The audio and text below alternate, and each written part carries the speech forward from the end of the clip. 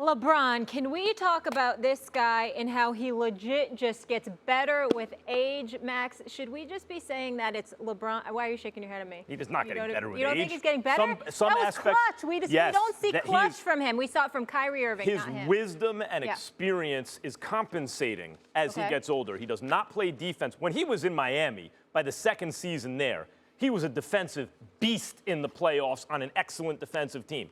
That LeBron James is gone. But he is compensated for the slip there, the energy and athletic ability, or at least the energy to maintain that level of athletic ability all the time, with understanding of the game that is unbelievable. It's like he's penetrating the game to the point where he's seeing through it. He knows what he has to do to get this under-talented group of guys to the next level. And in this case, it was take the last shot. He told them, give me the ball, I'm going to take the last shot. When we were sitting here talking about who do you want taking the last shot with the fate of the universe on the line, Damian Lillard, Kyrie Irving, this one and that one, we didn't mention LeBron because he doesn't have that reputation, because he deferred to Kyrie Irving, who really is that kind of animal. He's built that way. LeBron James is not built as a pure scorer, but let's not mistake that for thinking that he can't hit the big shot. He has done it many times, and if that ball doesn't go in, they're down 3-2 to the Pacers. Maybe they lose in the first round. Stephen A., once upon a time, the clutch ship seemed to have sailed when he choked away those 4 fourth quarters in Miami against Dallas. It was over. LeBron's not clutch. It's in his DNA. Let this serve as a lesson. Just because you don't enter the league like MJ or Kobe does not mean you can't get there. LeBron has gotten there. He's the best player in the world, and we're going to miss him when he's gone. It's just that simple. They looked subpar in the first half. This dude comes out in the second half, third quarter. They go on a 19-3 run. He scores 15 points in the third quarter and literally bullied his way through. He was a man amongst boys. It was one of those situations where he said, we just ain't going out like this. We're just not going out like this. And we'll talk about somebody that was even better at that mantra than he was last night in just a couple of minutes. But the thing about it is that LeBron James did the kind of things you would expect from somebody who is supposed to be the best. He was incredible. And so it's one of those situations where you sit back, and it was the kind of performance, if I could put it in this perspective, it was the kind of performance that made you sit back and actually feel guilty of the times you're critical of him. That's how great it was. I'm talking about in terms of attitude, not just performance. In terms of, just having one of those moments where you're the best in the world, all right, show it to us. And he said, okay, here it is.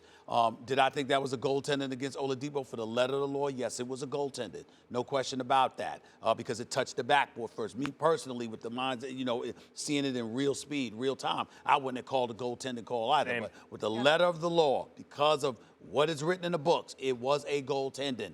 Nevertheless, they had an opportunity to win the game, and he delivered. And so when you look at it from that perspective, and then you see that JR can't buy a basket, 0 for 8 from the field, 0 for 6 from three-point range, although he did a tremendous job defensively on Victor Oladipo, holding him to 2 for 15 shooting.